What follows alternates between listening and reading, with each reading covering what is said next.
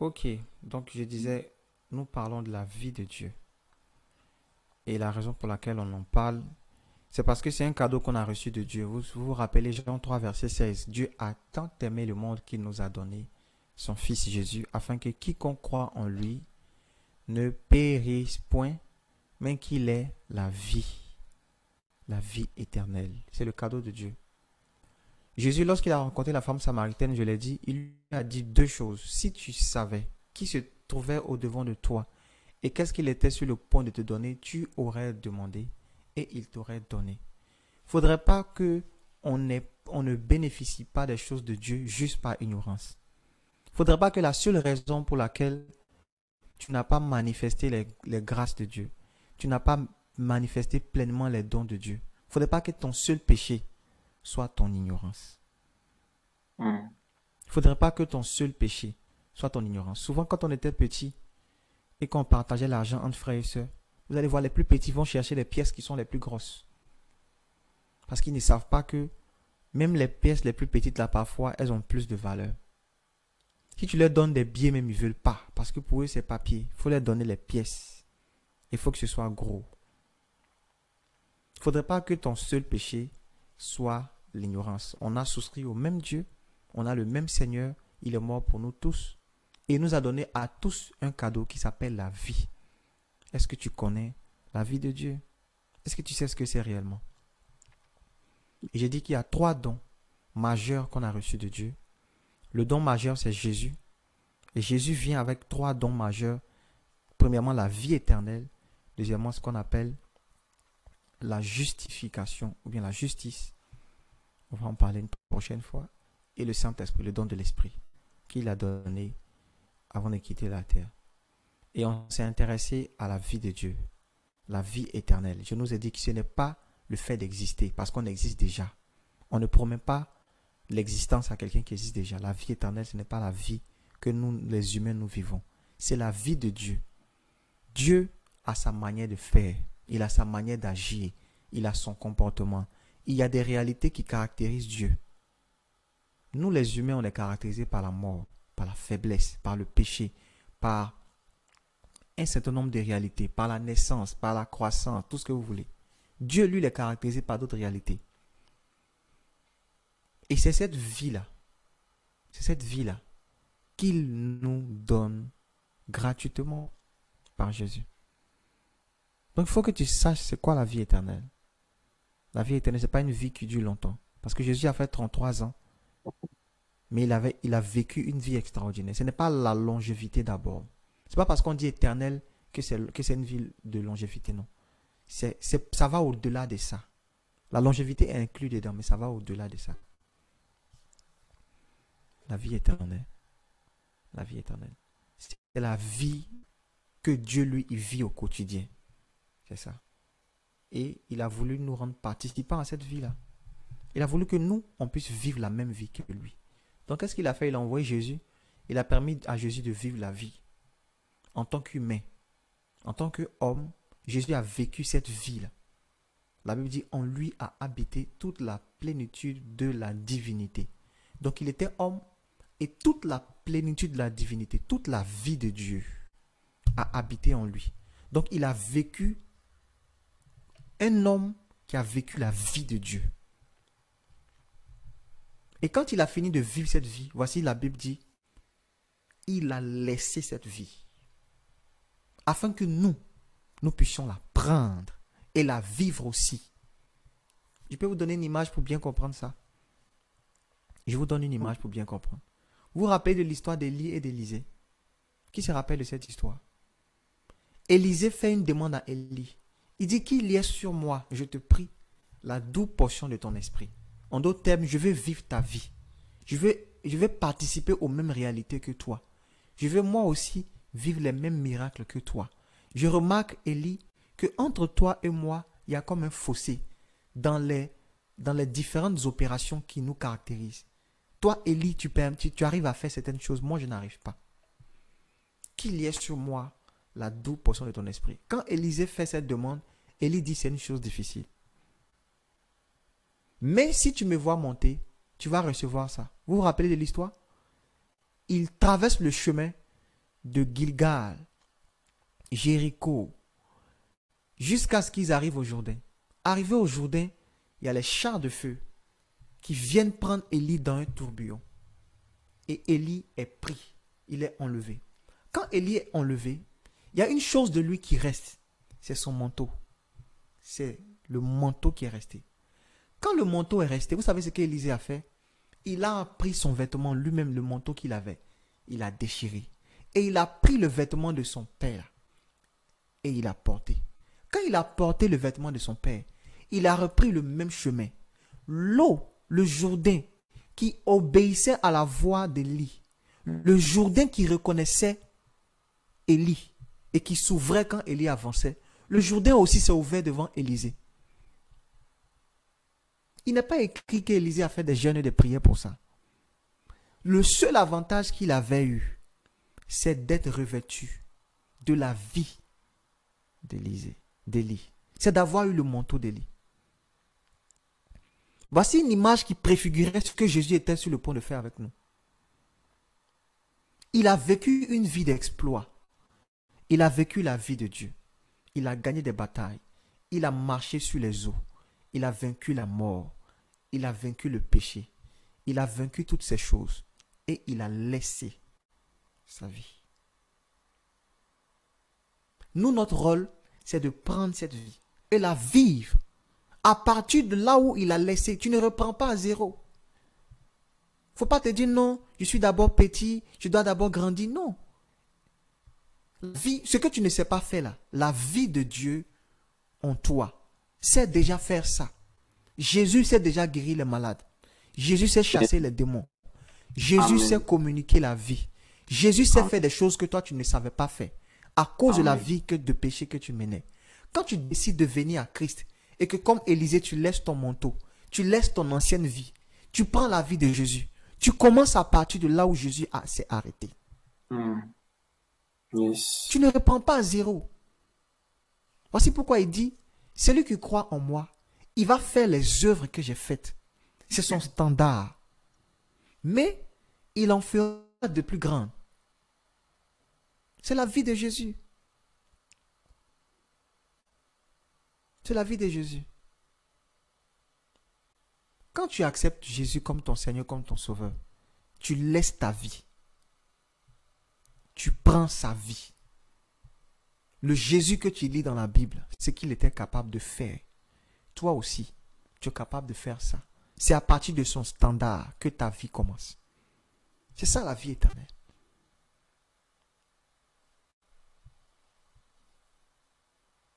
Les commentateurs bibliques disent que Élie a fait 12 miracles. Élisée en a fait 24. Je ne sais plus l'autre, 7 ou 14, je ne sais plus. En tout cas, l'histoire a prouvé qu'Élisée a fait plus. Mais il a commencé là où Élie a commencé. Et vous savez quoi? Sur le chemin, par exemple, il y avait ce qu'on appelait les fils de prophètes. Quand Élie et Élisée marchaient, ils étaient en train de se... Bon, ils ne se moquaient pas, mais ils étaient en train de dire à Élisée, mais ton maître, Dieu va l'enlever aujourd'hui, tu le suis, pourquoi? Et tout. Quand le manteau est venu sur Élisée, quand il les a rencontrés, ils se sont soumis à lui. Ils ne se soumettaient pas à Élisée comme étant Élisée, ils se soumettaient à Élisée comme étant quelqu'un qui a reçu le manteau d'Élie. Tu vois, l'honneur qui était dû à Élie, là, ce même honneur est venu sur Élisée. Qu'est-ce qu'il a fait pour avoir ça? Son seul avantage, ce n'était pas les jeûnes de prière. Ce n'était pas qu'il avait décidé de prendre des résolutions. Son seul avantage, c'est d'avoir eu sur lui une vie de quelqu'un qui avait déjà un certain honneur. Voici ce que Jésus a fait. La Bible dit il a reçu le nom au-dessus de tous les noms, afin qu'en son nom, tout genou fléchisse, toute langue confesse qu'il est Seigneur. Le nom de Jésus crée la terreur dans le monde des ténèbres. Jésus a vaincu les dominations, les principautés. Il les a dépouillés de leur force. Il a vaincu la mort, il a vaincu la maladie, il a vaincu ces choses. Cette vie-là, quand il te le donne, quand il te la donne, toi aussi, tu n'as pas besoin d'aller payer le prix. Tu n'as pas besoin d'aller mourir à la croix. Tu n'as pas besoin de souffrir. Tu n'as pas besoin de partir faire des jeûnes et des prières d'abord pour pouvoir avoir l'autorité sur les démons. Tu l'as reçu par héritage. Si tu te bats pour ton héritage, alors ce n'est pas un héritage, c'est un salaire. Je dis ceci aux gens qui ont la culture du mérite là. Jésus a déjà fait tout. La personne qui s'est rendue obéissante jusqu'à la mort de la croix, c'est Jésus, c'est pas toi. Il n'y a aucune obéissance que toi tu vas faire aujourd'hui qui va valoir celle de Jésus. Il faut croire en l'œuvre de la croix. Croire que Jésus est mort pour toi et que sa mort t'a donné des facilités. Sa mort t'a donné des accès. Viens avec cette assurance, cette autorité. Chasse les démons comme Jésus. Même si c'est ta première fois. Ce n'est pas ta première fois. Parce que la vie qui est en toi, c'est la vie de Jésus. Jésus a déjà chassé les démons. Ce n'est pas ta première fois. Ce n'est pas ta première fois de guérir les malades. Dis avec moi, j'ai la vie de Dieu.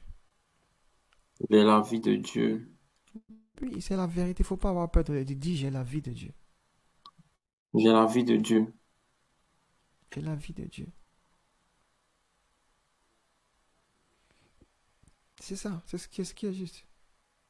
Comprenez ça. Comprenez ça.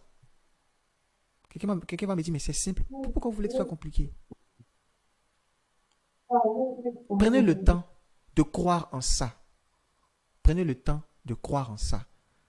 Augmentez votre foi en cette vérité-là. Vous allez vivre les conséquences de la vie de Dieu.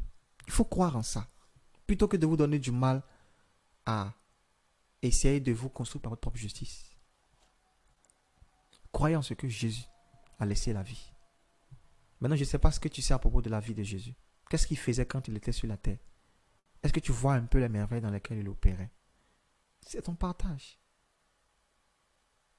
La seule chose qui peut t'empêcher de manifester ça, c'est l'information. Si tu ne sais pas, d'abord que tu as reçu un tel cadeau, et si tu ne sais pas quels sont les avantages de cette vie-là, qu'est-ce que tu peux faire avec ça? Tu vas avoir l'impression de vivre une vie misérable, quoique tu sois maître de tout. Le seul problème, c'est l'ignorance. C'est comme si je te donne un iPhone, et puis toi, tout ce que tu prends pour faire, c'est pour jouer des jeux. Ça va me faire mal, parce que tu peux faire plein de choses avec. Tu peux faire des vidéos, tu peux gagner de l'argent, tu peux appeler des gens. Tu vois tout ce que tu peux faire avec un téléphone. C'est pareil avec la vie de Dieu. Il y a plusieurs choses qu'on peut faire avec la vie de Dieu. Mais on se limite au minimum parce qu'on ignore. Tout ce que Jésus a fait, on peut le faire. Est-ce que ça, c'est la motivation? Est-ce que si je te dis ça, c'est je suis en train de te motiver? C'est lui-même qui a dit. Maintenant, la question, pourquoi tu ne vis pas ça? Est-ce que tu crois d'abord que tu as reçu la vie de Dieu? Est-ce que tu crois que tu peux faire les mêmes œuvres que lui? Tu dois croire en ça.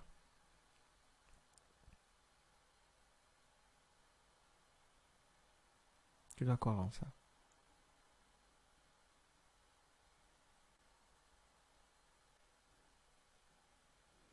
Voici la définition, je l'ai dit la dernière fois, de la vie éternelle selon Jésus. Jean 17, verset 2. On va relire ça. La dernière prière que Jésus a faite, qu'on appelle aussi la prière sacerdotale, il était en train de parler à son Père. Jean 17, verset 2. Voici ce qu'il a dit. Il dit, Père, l'heure est venue. Révèle la gloire de ton Fils afin que ton Fils aussi révèle ta gloire. Il dit, tu lui as donné tout pouvoir sur tout être humain afin qu'il accorde la vie éternelle à tous ceux que tu lui as donnés. Donc Jésus a reçu le pouvoir de donner la vie éternelle. Or, la vie éternelle, c'est quoi? Verset 3. Or, la vie éternelle, c'est qu'ils te connaissent, toi, le seul vrai Dieu, et celui que tu as envoyé, Jésus-Christ. Voici ce que c'est que la vie éternelle. Connaître Dieu et celui qui l'a envoyé, Jésus. Et je vous ai dit, le seul vrai Dieu, c'est Jésus. On a lu ça la dernière fois. Le seul vrai Dieu, c'est Jésus. Donc quand il dit qu'ils te connaissent, toi, le seul vrai Dieu et Jésus, ce n'est pas deux personnes différentes, il parle de la même personne. Voilà, le seul vrai Dieu, c'est Jésus. Donc la vie éternelle, c'est de connaître Jésus. De connaître Jésus. De connaître Jésus. Et je vous ai dit qu'il y a 3 principales choses qu'il faut connaître à propos de Jésus qui nous permettent de pouvoir manifester finalement cette vie-là. Pour pouvoir vivre cette vie, tu dois connaître Jésus. Mais il y a 3 choses que tu dois connaître à propos de Jésus qui vont te permettre de manifester cette vie-là. Je vais les citer encore aujourd'hui. On va parler de 2. Et le 3e, on va en parler vendredi prochain. Les 3 choses qu'il faut savoir à propos de Dieu. Premièrement, le caractère de Dieu. Le caractère de Dieu. Son caractère. Dis avec moi le caractère. Le caractère de Dieu. Deuxièmement, ce qu'on appelle les voies de Dieu. Les voies. Troisièmement, ce qu'on appelle la puissance de Dieu. La puissance de Dieu. Je commence par le caractère de Dieu. On avait commencé à en parler la dernière fois. Je vais vous dire la vérité. Si vous ne prenez pas le temps pour vous attarder sur le caractère de Dieu, ce que Dieu est vraiment, comment est-ce que Dieu agit, c'est quoi son caractère, vous allez vivre dans l'esclavage, quoique vous soyez racheté par Jésus. Si vous ne connaissez pas exactement le caractère de Dieu, vous ne pouvez pas bénéficier de la vie qu'il vous a donnée. Il y a beaucoup qui pensent des choses à propos de Dieu qui sont fausses. Vous vous rappelez, Jésus a donné des talents à plusieurs personnes. Le maître a donné des talents à plusieurs personnes. C'est Jésus qui racontait la parabole. Et il a dit, il y a un parmi eux qui n'avait pas fructifié ses talents. Quand le maître est venu le voir, il lui a dit, mais pourquoi tu n'as pas fructifié? Il a dit, je sais que tu es un maître méchant qui moissonne là où tu n'as pas sémé. Donc j'ai eu peur, j'ai mis l'argent en terre, etc., etc. Et Jésus lui a dit, serviteur méchant, etc., etc. Le fait qu'il se restreignait à fructifier le don de Dieu, là, vous voyez, ça provenait de quoi? Il avait une mauvaise information sur Dieu. Pour lui, Dieu est méchant. Pour lui, le maître, c'est quelqu'un de méchant. Il moissonne là où il n'a pas sémé. Il prend les choses qui ne lui appartiennent pas. Donc, parce qu'il pensait que le maître est méchant, le don même qu'il a reçu du maître, là, il ne peut pas le fructifier. Il ne peut pas bénéficier de ça.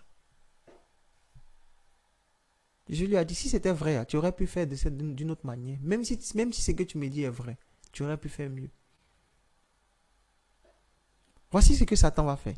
Satan va agir dans votre cœur en sorte de déformer l'information que vous avez à propos de Dieu. Quand il est venu voir Adam et Ève, il leur a dit, Dieu a-t-il vraiment dit ça? En réalité, il vous cache ça. Donc, il vient faire passer Dieu pour menteur.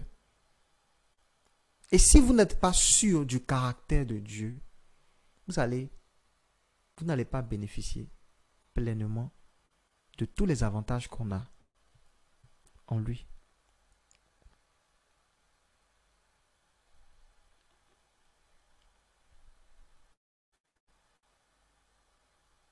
Psaume 145, verset 8. On va le relire encore. Psaume 145, verset 8.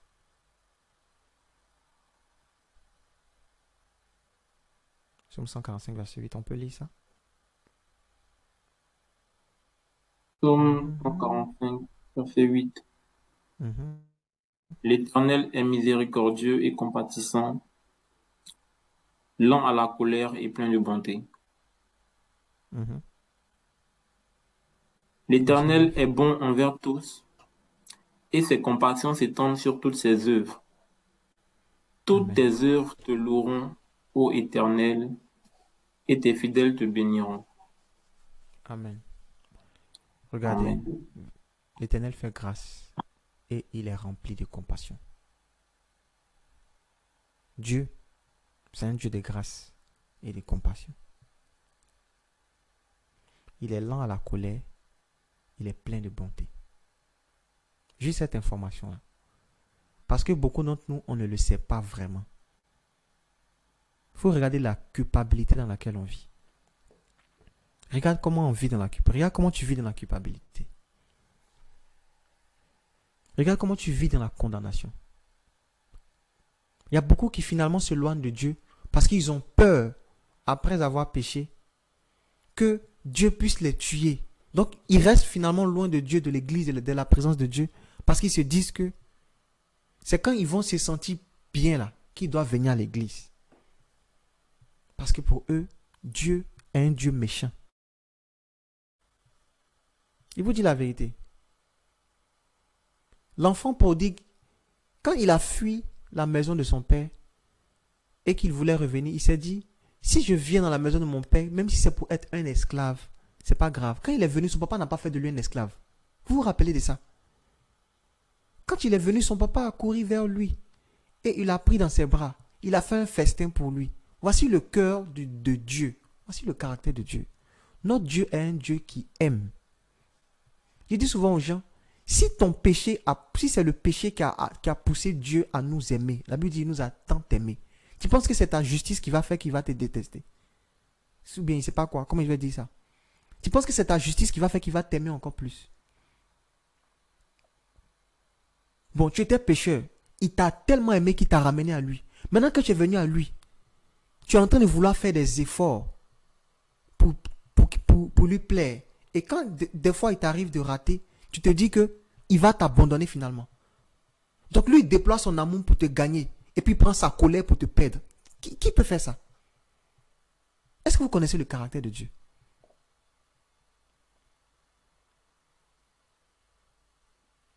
Il faut s'asseoir à un moment donné, puis il faut te dire, Dieu m'aime. Ça signifie quoi? Si tu n'es pas sûr de ça, au moindre problème, à la moindre difficulté, tu vas vouloir t'éloigner de la vie de Dieu. Tu vois, toi seul, tu vas te restreindre, tu vas te limiter, tu vas te priver de la gloire de Dieu. Toi seul, tu vas te dire, je ne suis pas digne de vivre ça. Oh. Parce que pour toi, c'est quand tu as tout fait juste que tu es digne. Tu sais à qui Dieu a tu sais ceux qui ont bénéficié de la grâce de Dieu. Tu sais ce qu'ils ont fait pour mériter ça. Tu sais ce qui les a qualifiés pour mériter ça. La vie que tu as actuellement là, c'est quel mérite tu as fait pour avoir ça? Et puis pour que Dieu t'accorde son pardon, tu dois faire quelque chose. Tu vois comment tu es en train de te limiter parce que tu ne connais pas Dieu. Dieu, il est plein de bonté. Voici ce que la Bible dit, il est plein de bonté. Assieds-toi à un moment donné et puis dis-toi, quand on dit Dieu est bon, ça signifie quoi? Il dit, vos pères qui sont sur la terre, aussi méchants qu'ils soient, ils savent donner de bonnes choses à leurs enfants. À combien plus forte raison le Père Céleste? La méchanceté des hommes ne les empêche pas de donner de bonnes choses. Maintenant, toi, tu as un Dieu qui est plein de bonté. Il n'y a aucune méchanceté en lui. Et lui, il va trouver un moyen de te donner des choses qui sont mauvaises pour toi. Qui t'a fait croire ça? Et c'est pourquoi quand Dieu est venu trouver Adam, et il a dit à Adam, mais pourquoi tu te caches? Adam dit, on a appris qu'on était nus, donc on s'est caché. La première question que Dieu leur a posée, qui vous a dit ça? Les mensonges que tu crois là, qui te dit ça? Qui te dit que Dieu va te tuer? Est-ce que vous savez ce qu'il faut pour que la colère de Dieu s'active? Vous savez ce qu'il faut pour que la colère de Dieu s'active? Vous pouvez mettre Dieu en colère. Toi, comme ça, tu peux mettre Dieu en colère. Attends, bon, peut-être que c'est ce que tu te dis. Parce que quand tu fais certaines choses où tu as fait des erreurs, tu te dis que Dieu est en colère contre toi. Donc pour toi, Dieu, il se met en colère facilement, quoi. Est-ce que tu sais ce qu'il faut pour que la colère de Dieu s'active? Tu as déjà lu la Bible, tu as déjà vu tu sais les choses qui ont mis Dieu en colère. Tu as déjà lu la Bible. La Bible dit que le péché abondait sur la terre, à telle enseigne que le péché était devenu comme l'iniquité. L'iniquité était à son comble. Et Dieu est venu agir dans sa colère. Toi, tu as fait quoi jusqu'à ces iniquités, jusqu'à son comble? Et ça même, c'était avant le sacrifice de Christ. Maintenant même là, Jésus est mort, il est ressuscité. Il est assis à la droite du Père, il intercède. Donc, il n'y a pas une action qui va arriver à un certain seuil au point où Dieu entre dans sa colère pour te détruire. Toi, tu peux mettre Dieu en colère. Avec quelle force tu vas le mettre en colère? Il est lent à la colère. Tu penses que c'est à cause de toi qu'il fait ça? Il fait ça pour garder son intégrité. Ce n'est pas pour toi. C'est sa nature, c'est son caractère. Je dis souvent aux gens ici que Dieu, toi-même qui es là, maman ange, souvent tu dis que tu ne t'énerves pas. Pourquoi tu ne t'énerves pas? Tu ne t'énerves pas parce que tu ne veux pas commencer à te corrompre toi-même. Parce que tu as remarqué, quand tu t'énerves, ça te bouffe ton énergie, tu commences à devenir une mauvaise personne. Tu peux agir par vengeance, tu peux agir par colère. Tu fais les mauvaises choses parce que tu es en colère. Maintenant, Dieu, là, s'il laisse la colère venir en lui, tu n'as pas remarqué que ça commence à le corrompre? Ça corrompt sa nature. Ça corrompt ce qui fait son caractère. Dieu est un Dieu bon. Donc, il ne va pas laisser des choses corrompre son caractère à cause d'un simple homme. Il laisse ce qu'il est. Il est le même hier, aujourd'hui, éternellement. Dieu est bon. Il faut que tu saches ça. Il est plein de bonté. Il n'y a rien que tu aies fait aujourd'hui que Dieu ne peut pas pardonner. Non, est-ce que ça, c'est pas une porte pour le péché? Bon, ta justice que tu as essayé de faire là, ça t'a permis d'arrêter de pécher? Tu as pris les résolutions combien de fois tu as réussi? Il faut croire en la bonté de Dieu, croire en l'amour de Dieu, croire qu'il t'aime. C'est ce qui te manque parce que tu vis dans la condamnation actuellement. Tu as dit que tu as jeûné lundi. Toi-même ton jour de jeûne. Toi-même ton jour de jeûne. Toi-même tu as dit. Hein, tu n'as pas pu pour X raison. Et puis tu vis dans la condamnation, la culpabilité. C'est fini. Dieu va me tuer aujourd'hui. C'est fini. Toi-même décision que toi-même tu as prise. Tu laisses Satan venir te condamner par rapport à toi, ton amitié avec Dieu.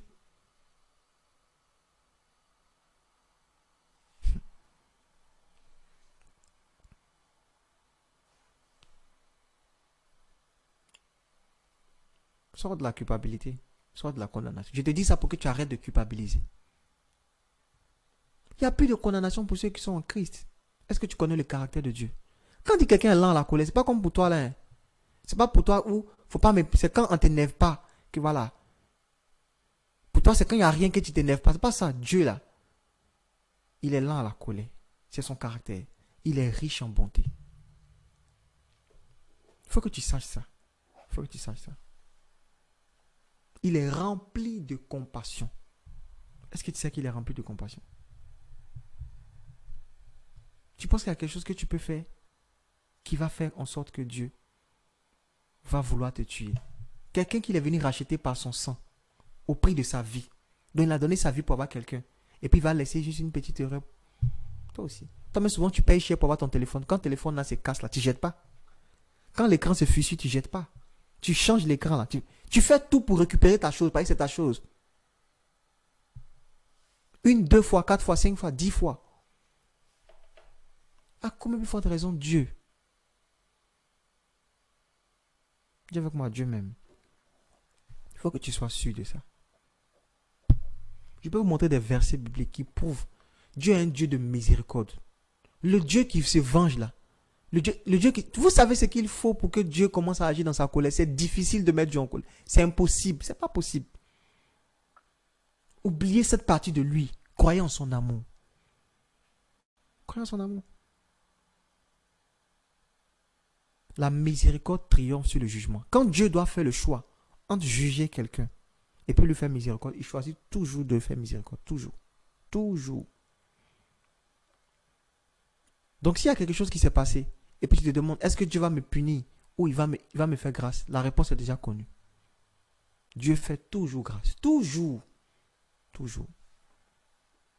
Le fils prodigue, il venait comme ça. Son père même a couru vers lui. L'autre fils qui était dans la maison, là, il n'a pas pu vivre bien. Il n'a pas pu profiter de la vie qu'il avait dans la maison de son père. Vous savez pourquoi? Parce qu'il se disait, non, moi, je travaille pour mon papa, toujours je travaille pour toi. Voici la mentalité qu'il avait. Il était dans le mérite. Je vais faire ça, je dois faire ça, je dois prier chaque jour, je dois jeûner chaque semaine. C'est bien la discipline, c'est bien. Mais si tu finis par entrer dans la culpabilité à cause de ta propre discipline, finalement, tu es en train de te perdre. Donc, tu imagines toi, ton père, comme tu n'as pas jeûné le lundi comme tu avais décidé, c'est fini, il n'est plus ton papa. Quel père peut faire ça? Je dis ça pour que tu arrêtes de culpabiliser. Dis avec moi, Dieu m'aime. Dieu m'aime vraiment. Tu dois connaître le caractère de Dieu. Tu seras en paix.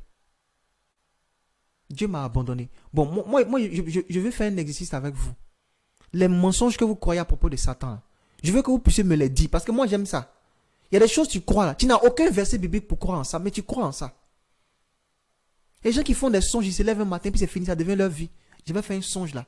Et puis quand tu te demandes même pourquoi tu commences à avoir peur, il te dit, j'avais fait un songe. Donc toi, tu définis ta vie par un songe. Beaucoup de promesses dedans, tu n'as jamais pris une promesse pour croire en ça comme tu crois en tes songes.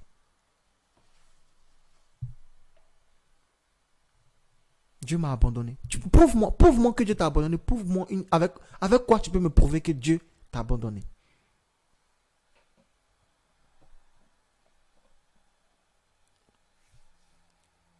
Il y a des choses que tu crois à propos de Dieu, c'est pas vrai.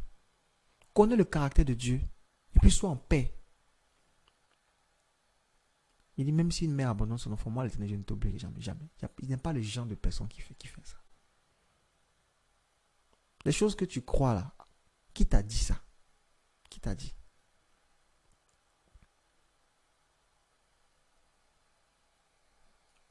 Que Dieu nous donne la grâce. Je vais nous parler de ce qu'on appelle le mensonge. Ou bien si vous voulez la vérité.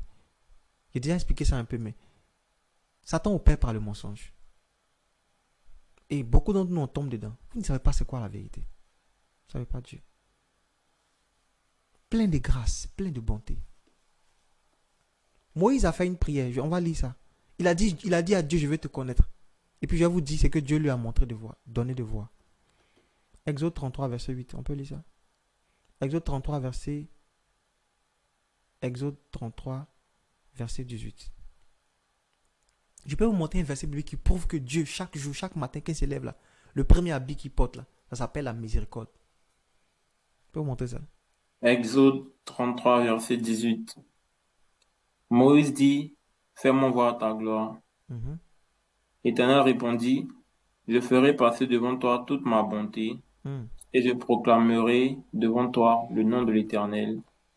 Je fais grâce à qui je fais grâce et miséricorde à qui je fais miséricorde. Vous voyez, il fait la prière à Dieu, il dit, Seigneur, fais-moi voir ta gloire. Et puis Dieu lui montre sa bonté. Il dit, Seigneur, je veux voir ta gloire. Peut-être que toi, quand tu fais cette prière, tu te dis, non, il faut qu'il y ait une lumière qui apparaisse dans ma chambre. Dieu lui montre ses bontés. Dieu lui dit, je vais faire passer devant toi toute ma bonté. Tu veux me connaître? Tu veux connaître qui je suis? Je vais te montrer que je suis quelqu'un de bon. C'est ça. Quand tu vas faire cette prière, voici ce que Dieu va faire. Il va te montrer qu'il est bon. Est-ce que tu n'as pas des évidences autour de toi que Dieu est bon? Maintenant, qu'est-ce qui te fait croire qu'il n'est plus bon? Genre, il a changé quoi? Pourtant, tu chantes aussi dans tes adorations souvent ici. Il est le même. Tu es sûr qu'on parle du même Dieu. Tu dis il est le même et puis tu crois qu'aujourd'hui il t'a aimé, il va te punir. Qui t'a appris ça? Tu ne pourras pas bénéficier pleinement. Imagine-toi un enfant qui pense que son papa va le frapper. Vous voyez comment il rentre à la maison? Tout craintif. Il a peur. Il ne peut même pas demander des choses parce qu'il se dit que son papa va le frapper. Il va le juger. Tu ne peux pas être à l'aise dans la maison de ton propre père. Parce que tu penses des choses à propos de lui qui sont fausses. Assieds-toi un jour et puis demande-toi, l'amour de Dieu là, c'est quoi? Le fait qu'il m'aime là, ça signifie quoi? Il dit rien ne peut te séparer de son amour. Tu sais ce que ça signifie vraiment? Tu penses que ta vie est misérable? Donc toute la vie de Dieu en toi, tu ne peux plus bénéficier de ça. Que Dieu est bon et que sa bonté dure à toujours. Je prie que Dieu fasse passer devant toi toute sa bonté.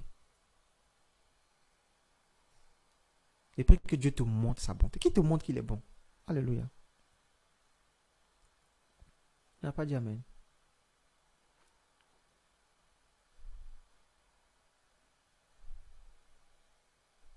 Parce que les chrétiens d'aujourd'hui, ils veulent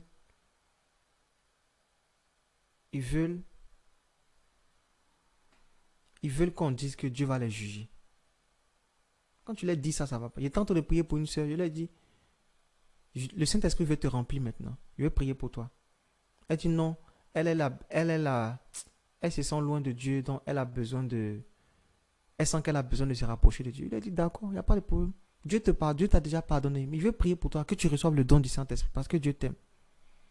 Elle dit non, elle sent que c'est pas ça qu'elle a besoin, quoi. Elle n'a pas besoin de ça actuellement. Pour l'instant, elle a juste besoin de... Il a dit d'accord, il n'y a pas de problème. Ok, il n'y a pas de souci.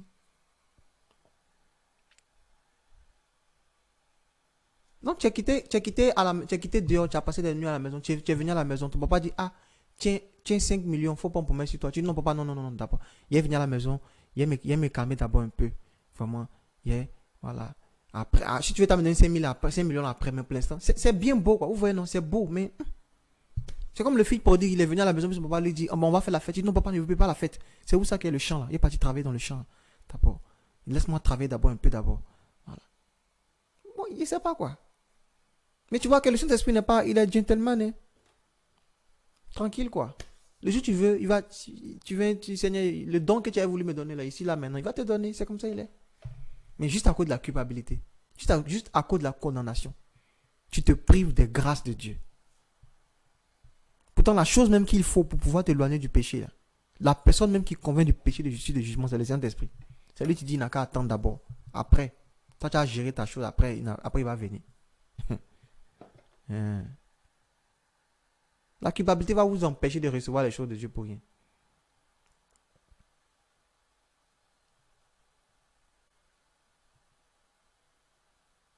Pour rien. Tu connais le caractère de Dieu. Assieds-toi un jour et puis étudie le caractère de Dieu. Dieu est bon, les amis. Dieu nous aime, les amis. Dieu nous aime, les amis.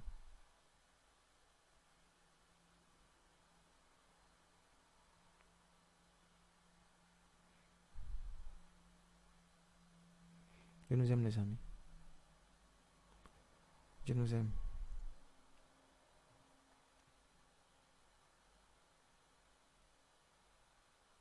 Dieu nous aime. Exode 33 toujours.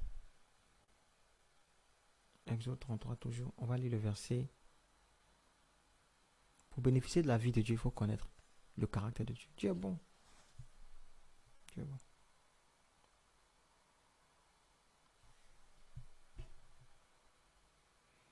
Exode 33, on va lire le verset.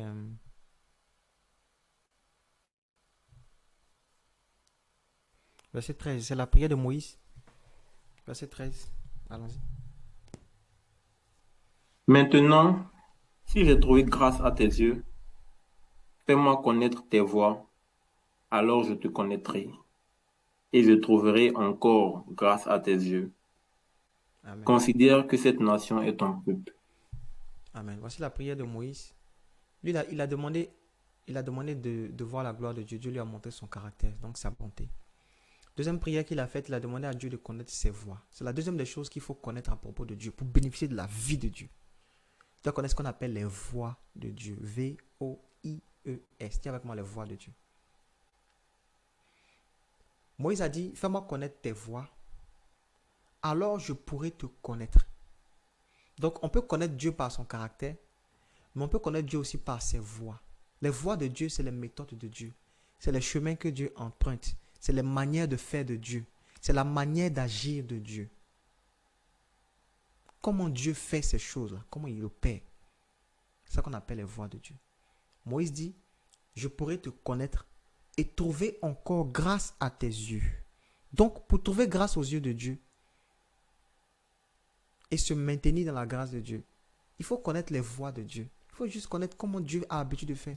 Tu veux te marier, d'accord, mais il y a une manière par laquelle on se marie, selon les voies de Dieu. Tu veux le travail, d'accord, mais il y a une manière d'avoir le travail, selon les voies de Dieu. Tu veux l'argent, d'accord, mais il y a une manière par laquelle on peut avoir l'argent, selon les voies de Dieu. Dieu a ses méthodes. Vous savez, dans le monde spirituel, le plus important, ce n'est pas d'avoir quelque chose. Le plus important, c'est aussi la manière par laquelle tu obtiens cette chose. Le plus important, ce n'est pas d'avoir, c'est aussi la méthode par laquelle tu obtiens. Nous deux, on peut avoir 1 million. Si moi j'ai eu un travaillant et que toi tu as eu un volant, on ne va pas avoir le même châtiment. Le plus important, ce n'est pas d'avoir, c'est aussi le chemin par lequel tu obtiens. Donc Satan, lui, il va venir nous faire des promesses. Il va nous faire des promesses sur la base des choses qui nous attirent déjà. Mais il va faire en sorte qu'on puisse obtenir ces choses en dehors de Christ. En dehors du chemin. Satan nous propose des choses sans nous proposer les méthodes. Tu veux te marier, d'accord. Mets-toi à moitié nu sur TikTok. Faut danser un peu. Les gens vont t'écrire. Tu vas voir, tu vas trouver ton mari. Ça c'est les méthodes que Satan propose aux gens. Tu veux l'argent, ok. Tu vois les jeunes qui font le broutage, oui, c'est l'argent facile, vas-y. Ou bien il faut faire paris sportif, tu vas avoir l'argent. Satan va nous proposer des choses pour pouvoir avoir, va nous proposer des méthodes, des voies, pour pouvoir avoir certaines choses qu'on recherche. Si tu veux bénéficier de la vie de Dieu, il faut que tu t'intéresses à ce qu'on appelle les voies de Dieu, les méthodes de Dieu. Les méthodes de Dieu. Est-ce que tu sais que Dieu a ses propres méthodes? Dieu a sa propre manière. Dieu a sa propre manière de faire les choses. Jérémie 6, verset 16. Jérémie 6, verset 16. Montawele wambi. Mongolawa site wembinika. Jérémie 6, verset 16. Ainsi parle l'Éternel. Placez-vous sur les chemins, regardez, et demandez quels sont les anciens sentiers, quelle est la bonne voie, marchez-y, et vous y trouverez le repos de vos âmes. Mais ils répondent, nous n'y marcherons pas. Il dit, mettez-vous au carrefour, et puis demandez après les anciens sentiers, anciens sentiers, anciens sentiers. Ce sont les voies de Dieu. Le mot ancien ici, ça veut dire éternel, ça veut dire aussi antique, ça veut dire ancien, comme le mot ancien, ça veut dire éternel. En fait, c'est les méthodes de Dieu. Dieu dit, quand vous serez sur le point de prendre des décisions, vous ne faites des choses, mais demandez quels sont les anciens sentiers. Comment est-ce que Dieu fait ça? Comment est-ce que les gens qui marchent avec Dieu font de telles choses? Comment ça marche à la manière de Dieu? À la manière de Dieu, comment on fait ça? C'est la question que tu dois te poser. Il ne faut pas vouloir avoir les choses coûte que coûte. Il faut vouloir les avoir à la manière de Dieu. Et vous savez, la méthode de Dieu pour pouvoir avoir les choses s'appelle Christ. Dieu a tout fait par lui. Rien de ce qu'il a fait n'a été fait sans Christ. Dieu a tout fait par Christ. Donc la première méthode pour pouvoir avoir les choses, c'est ce qu'on appelle Christ. Il dit, je peux tout faire par Christ. Il faut que tu puisses mettre Dieu au commencement de tout. Que tu puisses impliquer Dieu dans tout ce que tu fais. Quand tu fais ça, tu vas voir que les choses vont réussir. Il dit, recommande ton sort à l'Éternel et tu vas voir. Mets ta confiance en lui et puis tu vas voir qu'il va agir. Cherche premièrement le royaume de Dieu, sa justice. Toutes les autres choses vous seront données gratuitement. Il y a une méthode pour avoir les choses en Dieu. Il y a une manière de faire. Tu fais, ça ne marche pas. C'est comme si tu as l'impression que la vie de Dieu que tu as reçue est inutile alors que tu as utilisé la mauvaise méthode. Je peux prier pour toi. Que Dieu te donne de marcher selon ses voies. Selon ses voies. Une méthode que Dieu utilise, par exemple, une méthode de Dieu, ou donne une méthode de Dieu. Dieu se conforme à la parole. Ce qui fait que Dieu réussit dans toutes ses entreprises, il se conforme à la parole. Vous ne savez pas que Dieu se conforme à la parole? Dieu lui-même se conforme à la parole. Vous ne savez pas ça? Il avait dit, il veille sur sa parole pour l'accomplir. Il veille sur la parole pour s'accomplir. Dieu veille sur sa parole pour l'accomplir. Jésus, quand il est venu accomplir ce qui était écrit. Tout ceci arriva afin que s'accomplisse ce qui était écrit. Jésus veille sur la parole. Dieu accomplit sa parole. La Bible dit qu'il a élevé sa parole au-dessus de lui. Donc Dieu, lui-même, il ne se met pas au-dessus de sa parole. Ce qu'il dit, il le fait. Il fait conformément à ce qui est écrit. Voici comment Dieu fait pour réussir dans toutes ses œuvres. Il se conforme à la parole. Psaume 119. Comment le jeune homme rendra-t-il puis son sentier? En se conformant d'après la parole. Tu veux que tout puisse réussir. Tu veux manifester la vie de Dieu. Conforme-toi à ce qui est écrit. Ce que tu décides de prendre comme décision, qu'est-ce qui justifie ça dans la parole? Qu'est-ce qui justifie ça dans la parole? C'est ça la méthode de Dieu. Dieu, il se conforme à la parole. Toi, quand tu veux faire les choses, qu'est-ce qui soutient ça? Ah, vraiment, il est écrit, aide-toi, le ciel t'aidera. C'est écrit où?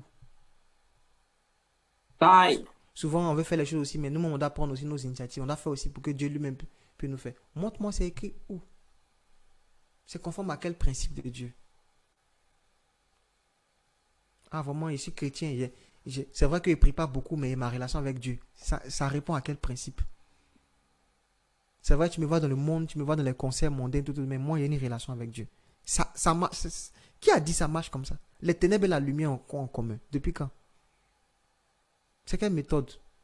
Nouveau chrétien 2.0 là.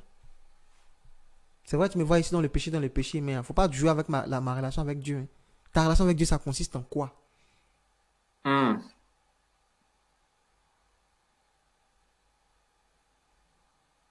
Ah, moi, je suis une artiste, mais je chante aussi. J'ai vu la vidéo, ça m'a tout fait rire, quoi. Non, elle est responsable des chants à l'église. En même temps, elle est artiste dans le monde. Et puis, tu vois les chansons, elle fait, tu vois les danses, elle fait, même, tu te dis que elle, voilà, son église, son père spirituel, et puis voilà, il n'est pas dérangé avec ça, elle a sa foi, mais elle a son travail, quoi. Donc, il danse dans les bars les soirs, mais il a ma foi en Dieu. C'est deux choses différentes, pas mélanger, quoi. Voilà. C'est quel chemin, ça? C'est quel chemin? Satan et Jésus marchent bras dans les bras maintenant, sur la même route. Qui a appris ça? Tu ne peux pas vivre la vie de Dieu si tu ne marches pas sur le chemin de Dieu. Si tu ne connais pas les voies de Dieu. Tu ne peux pas vivre la vie de Dieu.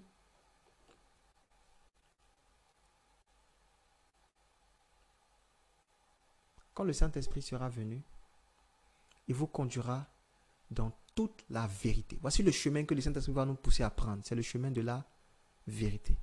Il vous dit un jour, je vais vous parler de la vérité. Vous allez comprendre que nous tous ici, là, on n'est pas vrai. Si je vous dis vraiment ce que c'est, vous allez voir que on n'est pas vrai. Pourtant, il y a un niveau d'onction dans lequel on ne peut pas opérer. Si on n'aime pas la vérité à un certain niveau. Je vais en parler un peu, mais peut-être un peu plus en détail plus tard. La Bible dit à propos de Jésus, tu as haï la méchanceté, tu as aimé la justice. C'est pourquoi, oh Dieu, ton Dieu t'a oint d'une huile de joie. Il y a une onction qui vient pour ceux qui aiment la vérité, qui aiment. C'est pour ça que David, vous allez voir dans ses... Il disait très souvent, il dit, j'ai en horreur ceux qui se l'éloignent de ta parole, je les ai en horreur. J'ai une haine pour ceux qui se l'éloignent de ta parole. Il dit, j'ai un avantage sur mes ennemis. C'est que mes ennemis, eux, ne gardent pas tes commandements. Moi, je garde tes commandements. Je garde ta parole. Je garde ta parole. Il savait ce qui faisait son avantage par rapport à ses détracteurs. Tu sais pourquoi les sorciers ne peuvent jamais t'atteindre? Parce que toi, tu te conformes à la parole de Dieu. Il y a une seule chose. Dieu est du côté de sa parole. Oh Jésus-Christ. Dieu n'est ni de ton côté, ni du côté de tes ennemis. Il est du côté de sa parole. Si tu gardes sa parole, il sera de son côté. David avait cette assurance. Il dit, moi j'ai une assurance que mes ennemis vont forcément échouer. Parce que eux, je vois une faiblesse dans leurs opérations. Je vois une faiblesse dans leur manière de faire. Je suis sûr qu'ils vont échouer. Comment je suis sûr de ça? C'est que eux, ils ne gardent pas ta parole. Vous voulez voir quelqu'un qui va échouer? Il ne garde pas la parole de Dieu. Tu veux voir quelqu'un pour qui rien ne va marcher? Il ne garde pas la parole de Dieu.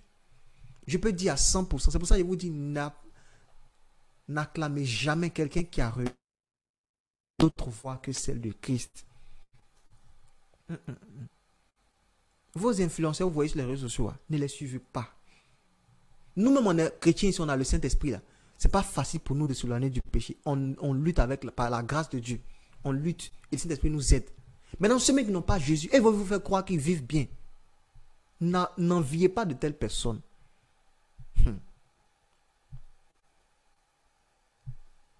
Nous-mêmes, on reçoit les choses gratuitement dans le repos de Dieu. Il faut voir comment l'argent pour que ça vienne, mais ce n'est pas facile. Malgré que Dieu nous bénisse. Maintenant, il va te faire croire qu'il a dormi hier, mais s'il réveille, voici.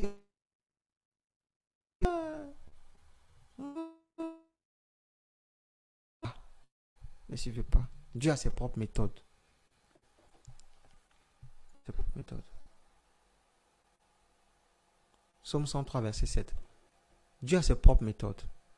Dieu a ses propres voies. Connaissez les voies de Dieu. Dans le livre des Proverbes, par exemple, il parle de toutes les routes qui mènent au bien. Il parle de la justice, de l'équité, de la droiture. Ce sont les routes qui mènent au bien. La justice, l'équité, la droiture. Il faut marcher avec justice. Il faut être intègre. Même si les gens ne te voient, ne te regardent pas, reste dans l'intégrité. La voie de l'intégrité, là, c'est la voie des justes. Il ne faut pas te corrompre. Ce n'est pas parce que tout le monde paye pour avoir concours, toi aussi tu vas payer. Il ne faut pas payer pour avoir concours. Non, on n'est pas même chose comme eux, ça ne marche pas. Moi, je peux vous rendre mon témoignage. Il y a une fois, il a essayé de faire ça, ça n'a pas marché. Il a échoué à cause de ça. Avec toute la culpabilité qui vient après. Mais j'ai essayé. Le Saint-Esprit m'avait dit de ne pas faire ça. Mais j'ai pas pris garde. Je ne savais pas ce que ça signifiait. J'ai donné l'argent. Parce que ça ne paraît pas comme la corruption. Ça paraît en mode genre, la personne, ça fait partie du process, quoi. Tu vois, la personne dit, tu vois, tu peux donner et puis tu donnes. Pour les autres, ça marche. Il ne faut pas faire aussi. Tu n'es pas comme eux. Il faut rester intègre. Daniel a pris la résolution de ne pas se souiller par les mains du roi. Il n'a pas pris les mêmes méthodes qu'eux. Eux, ils ont mangé comme le maître du roi. Ils n'ont pas eu une bonne mine. Lui, il a mangé ses fruits et légumes. Et il a eu une meilleure mine. 10 fois mieux que les autres. Dieu a ses propres méthodes. Tu n'es pas obligé de te corrompre pour que ça marche. Tu n'es pas obligé de partir payer derrière là-bas. Dieu a ses propres méthodes. Tu n'es pas obligé de partir sortir avec le directeur pour pouvoir maintenir le poste là. Jésus a ses méthodes. Si il ne te garde pas là, dans le poste là, il sait qu'il ne te mérite pas. Dieu a ses propres méthodes. Vous demandez aux gens qui finissent dans l'homosexualité, qui finissent dans la prostitution, ils vont vous dire, s'il ne fait pas ça, je vais faire quoi? Tu es sûr que c'est la seule chose à faire pour avoir l'argent? Tu es sûr? Mes parents comptent sur moi, il y a les problèmes à la maison, donc ils devaient trouver quelque chose à faire. Non, non, non. Si je ne fais pas ça, je vais avoir l'argent où? Tu es sûr que c'est la seule méthode pour avoir l'argent? Satan va te corrompre avec ça. C'est que vous obtenez gratuitement là. Si vous obtenez quelque chose gratuitement, c'est que c'est vous qui êtes le produit. C'est vous qui êtes le produit. Que Dieu nous donne l'intelligence pour comprendre. Amen. Amen. Psaume 103, verset 7. Il a manifesté ses voies à Moïse, ses œuvres aux enfants d'Israël. Voici ce qui a fait la différence entre Moïse et les enfants d'Israël. Moïse était appelé le serviteur de Dieu. Et j'étais le peuple de Dieu. Moïse, Dieu lui parlait face à face. Moïse avait demandé à connaître Dieu. Dieu lui a montré sa bonté. Dieu lui a montré sa bonté. Dieu lui a enseigné ce qu'on appelle ses voies, ses méthodes. Et Moïse, lui, il voyait ce qu'on appelle les voies de Dieu. Le peuple, il voyait ce qu'on appelle les œuvres de Dieu. Ils ne savent pas ce qui s'est passé pour que la manne descende du ciel. Ils ne savent pas. Le matin, ils se lèvent, ils voient la nourriture. Et puis ils mangent. Voici pourquoi ils n'appréciaient pas ça à sa juste valeur. Ils ne savent pas le processus par lequel Moïse est passé pour que la mer soit divisée en deux. Voici pourquoi eux, ils sont sortis d'Égypte avec Moïse. Ils n'ont pas su faire les miracles eux-mêmes. C'est Moïse seul qui faisait les miracles. Parce qu'eux, ils ne voyaient que les œuvres de Dieu. Alors que Moïse, Dieu lui enseignait ses voies. C'est l'image de quelqu'un à qui on apprend à pêcher. Et puis c'est quelqu'un à qui on donne du poisson. Voici la différence entre certains chrétiens. Il y en a qui sont intéressés juste parce que Dieu peut donner. Seigneur, il veut le mariage, je veux la santé, je veux l'argent. Ils sont intéressés que par les œuvres de Dieu. Si Dieu te montre que ses œuvres, il ne t'a pas tout donné. Je vais vous dire la vérité. Dieu ne fonctionne pas comme ça avec ceux qu'il aime. Ses bien-aimés, il ne leur donne pas les choses comme ça. Il ne leur montre pas ses œuvres comme ça. Il leur montre ses voies. Voici pourquoi Jésus, il faisait beaucoup de miracles devant ses disciples. Pas seulement pour qu'ils puissent voir les... Non, non, non, non, non. Quand la foule finissait là, eux, ils venaient seul à seul avec lui. Et puis lui posaient la question. Mais tu as dit ça, on n'a pas compris. Et puis il leur disait, vous, il vous a été donné de comprendre. Et puis il leur expliquait. Si Dieu t'aime, il va te montrer ses voies, ses méthodes. La guérison, c'est bien, mais savoir comment on guérit les malades, c'est mieux. Recevoir une prophétie, c'est bien. Mais savoir comment on prophétise, là, c'est mieux. Si tu es intéressé par les choses de Dieu, tu veux manifester la vie de Dieu, quand Dieu va t'attirer dans son intimité, il va t'enseigner ses méthodes. Il va t'enseigner ses méthodes. Il va t'enseigner ses voies. Comment on fait pour obtenir les œuvres que vous voyez là? Comment on fait? Il y a une méthode. Il y a une méthode. Il y a une méthode pour pouvoir guérir les malades. Il y a une méthode. Il y a des méthodes pour les choses de Dieu. Les choses de Dieu sont... C'est une science. On apprend. Tu peux apprendre comment guérir les malades. Depuis demain, tu commences à guérir les malades. Tu peux apprendre. Ça s'apprend. Je prie que Dieu t'enseigne ses voies. Il y a une méthode pour arrêter le péché. Ça existe.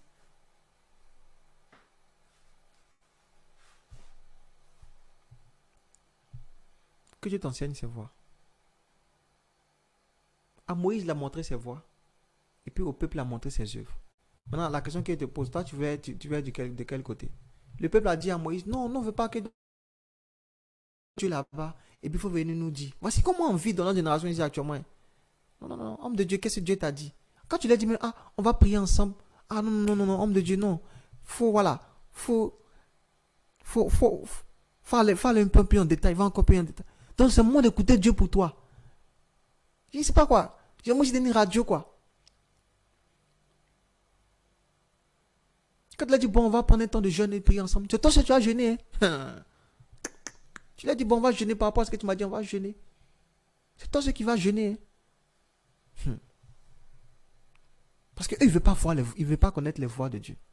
Il veut connaître juste les œuvres. Il veut voir juste les œuvres de Dieu. Ah, homme de Dieu, il veut me marier, d'accord. Bon, on va prier. Il ne veut pas passer par la méthode de la prière.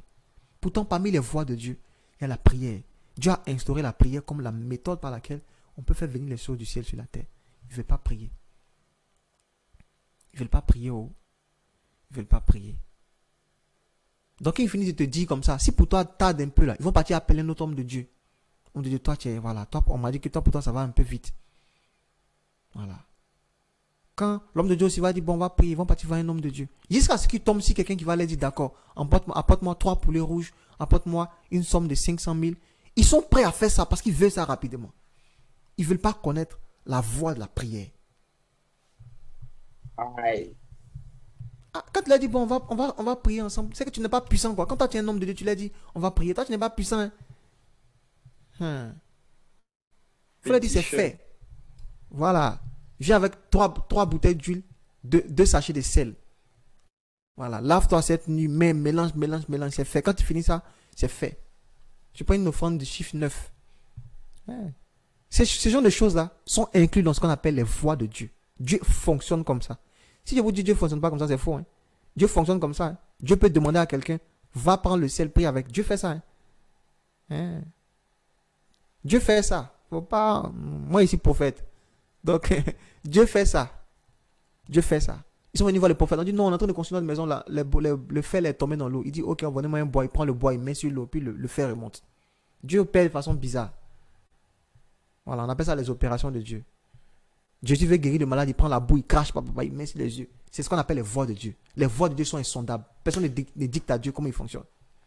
Donc quand tu vas dire Seigneur, je vais être guéri là, il peut te dire, il peut te dire à l'homme de Dieu, prends un coup de poing, mets dans son ventre. Dieu a des voix bizarres. Hein? C'est une manière de parler. Mais Dieu a ses voix. Il faut connaître les voix de Dieu. Voilà. Connaître les voix de Dieu. Connaître les voix de Dieu. Il faut prier que Dieu te montre ses voix, qu'il t'enseigne ses voix. Ses méthodes. Comment il fait pour lui? Tu dis Seigneur, ok, je veux trouver du travail. Il va te dire qu'est-ce que tu dois faire. C'est pas toujours jeûner. Non, non, non. Il va te dire, tu vois comment tu parles un peu mal là. Faut changer ta manière de parler. Tu parles mal. Donc les gens qui t'écoutent n'ont pas envie de te confier des choses parce que tu parles mal. Seigneur, je veux me marier, d'accord. Il va dire, mais tu vois, tu te fâches trop vite. Les gens viennent, mais ils remarquent que tu te fâches. Donc, il faut travailler sur la colère. Là. Il va t'emmener dans un processus pour travailler la colère. C'est les voies de Dieu. Pourtant, quelqu'un va rendre son témoignage. Moi, pour me marier, bon, j'ai prié une semaine. Ce n'est pas la même chose. Dieu a ses voies. La même vie qu'on a reçue de Dieu, mais des voies différentes. Par lesquelles Dieu va nous faire passer pour obtenir la vie de Dieu. Je peux prier pour toi? Que Dieu te montre ses voies. Dis avec moi, Seigneur, enseigne-moi tes voies. Moïse a dit, enseigne-moi tes voies, je pourrais te connaître, je vais trouver encore grâce à tes yeux. Enseigne-moi tes voies. Enseigne-moi tes voies. Enseigne-moi tes voies. Et c'est le travail du Saint-Esprit quand il vient nous conduire dans la vérité. Il nous enseigne les voies de Dieu. Il nous montre comment on fait à la méthode de Dieu. Comment on fait. Tu veux ça, d'accord, le Saint-Esprit va te conduire. Le Saint-Esprit va te conduire dans toute la vérité. Voici comment tu dois faire. Voici comment tu dois faire. Voici comment tu dois faire. Le plus important, ce n'est pas d'avoir les choses, c'est de les avoir à la manière de Dieu.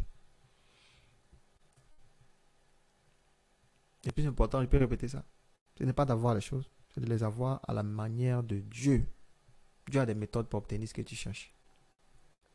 Pourquoi les gens du monde, eux, pour eux, c'est facile pour moi, pourquoi ils arrivent à avoir ça, moi, il n'y a pas ça? Tu n'es pas eux. Tu n'es pas eux. Toi, tu es un enfant racheté de Dieu. Tu sais au prix de quoi ils obtiennent ces choses-là. Si toi aussi tu veux payer le même prix, il faut payer. Que Dieu bénisse sa parole. Quelqu'un est béni par cette parole? Si tu es béni, acclame le Seigneur. Tu es béni, acclame le Seigneur.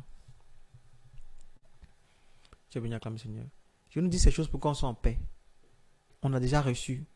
Nous avons tout pleinement en lui. Il ne faudrait pas que ton seul péché, c'est que tu ignores que ton Dieu est bon en fait.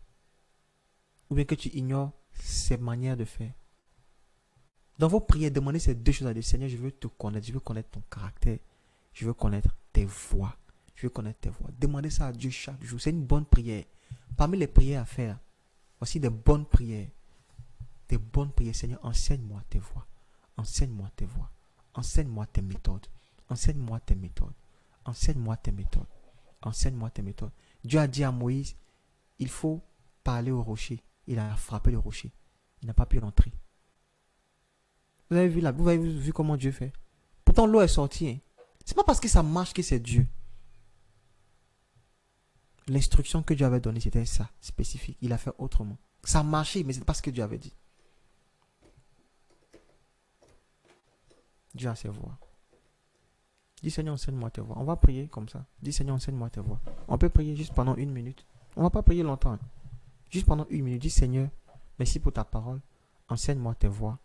Donne-moi de connaître ton caractère afin de manifester la vie. La vie. La vie. Au nom de Jésus, prions le Seigneur. Prions le Seigneur.